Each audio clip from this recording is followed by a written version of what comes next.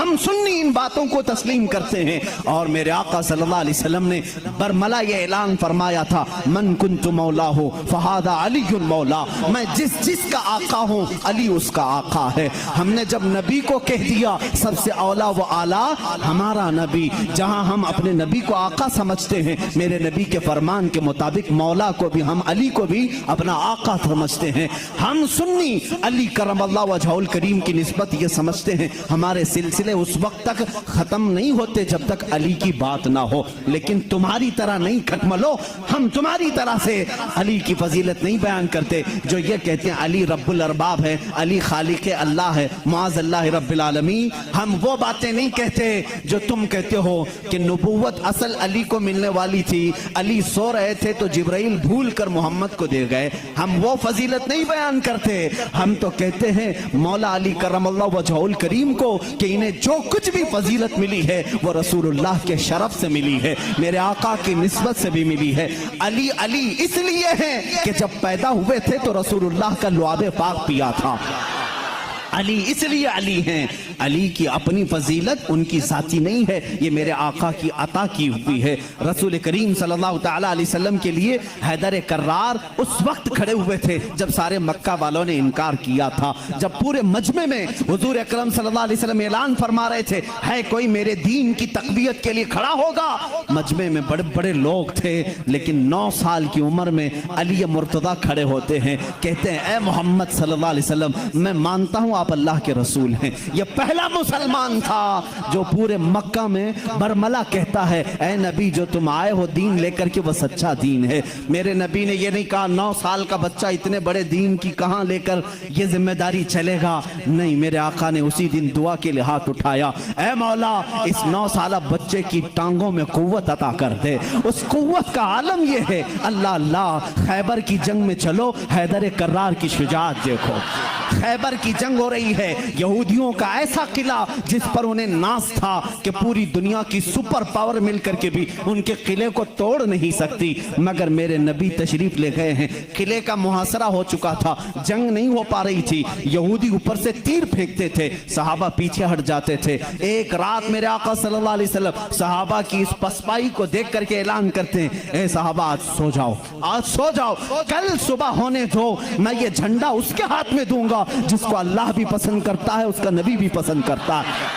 صحابہ کہتے ہیں حضور کا اتنا فرمانا تھا، نیند کس کو آئے، نیند کس کو آئے۔ میرے آقا کے اس فرمان پر سارے صحابہ جاگتے رہے، پتہ نہیں صبح جھنڈا کس کے ہاتھ میں ہوگا۔ مجمع میں صبح فجر کے بعد سارے جمع تھے، حضور صلی اللہ علیہ وسلم جھنڈا لے کر کھڑے ہیں کہ آج کا علم، آج کے خیبر کا علم اس کے ہاتھ میں دیا جائے گا جو اللہ اور اس کے رسول کو محبوب ہے۔ حضور نے سب جگہ نظریں دوڑائی، اس کے بعد صحابہ کہتے ہیں میرا نام ہوگا، میرا نام ہوگا۔ اچانک میرے آقا کی زبان سے نکلا علی ابن ابی طالب کہاں ہے؟ اس وقت وہ مجمع میں بھی نہیں تھے، مجمع میں بھی نہیں تھے۔ کہا یا رسول اللہ صلی اللہ علیہ وسلم کل رات بیمار ہو گئے، بخار آیا ہے، آنکھیں لال ہو گئی ہیں، آشوب چشم، آنکھیں بہنے کی بیماری آتی ہے، آشوب چشم آ گیا ہے، آنکھیں لال ہو گئی ہیں، آنکھیں بہت زیادہ دکھ رہی ہیں، اس لیے سوئے ہیں۔ کہا جاؤ اٹھا لاؤ، جاؤ اٹھا لاؤ۔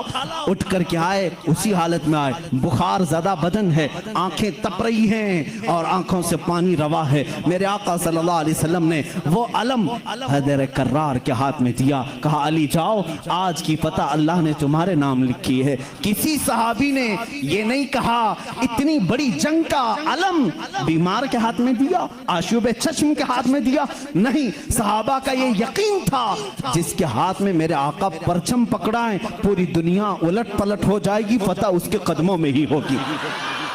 دیکھا بھی صحابہ نے حضرت علی کرم اللہ وجہہ الکریم اس دن بیمار تھے۔ اللہ اللہ، بیمار کا حال جب یہ ہے تو پھر صحت کا حال کیا ہوگا۔ حیدر کرار للکارتے ہوئے خیبر کے یہودیوں کو پکار رہے ہیں، آ جاؤ، جس کی ماں نے جنم دیا ہے وہ میرے سامنے آئے۔ اس وقت ایک مرحب نامی بڑا یہودی تھا جس کو ناز تھا کہ وہ 1000 سے اکیلا لڑ سکتا ہے، اکیلا لڑ سکتا ہے۔ وہ گرجتے ہوئے آیا، ہے کوئی آج مسلمانوں میں جو میرے مقابلے میں آئے. حضرت علی کرم اللہ وجہہ کریم نے ایک ہی جواب دیا, پورا شعر مجھے یاد نہیں, کہا انا الذی سماک حیدرا, اے آدمی تو میرے سامنے آیا ہے, آجا میری ماں نے میرا نام حیدر رکھا ہے. حیدر کسے کہتے ہیں تفصیل میں جاؤں گا, عربی کی خصوصیت پر بڑی لمبی بحث ہو جائے گی. عربی میں صرف شیر کے لیے 1000 لفظ آتے ہیں.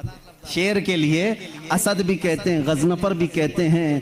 شیر کو جو ہے جیسے انگلش میں لائن ہے, ٹائگر ہے, تھوڑی سی تقسیم کے بعد عربی میں شیر کو اسد بھی کہتے ہیں, غضنفر بھی کہتے ہیں, عباس بھی کہتے ہیں, حیدر بھی کہتے ہیں, کئی نام آتے ہیں. لیکن شیر سب ایک ہی طرح کے نہیں ہوتے ہیں. شیر سب ایک ہی طرح کے نہیں ہوتے. حیدر اس شیر کو کہتے ہیں جو بار بار پلٹ کر کے حملہ کرتا, کبھی ہار نہیں مانتا, پچھاڑتا ہوا.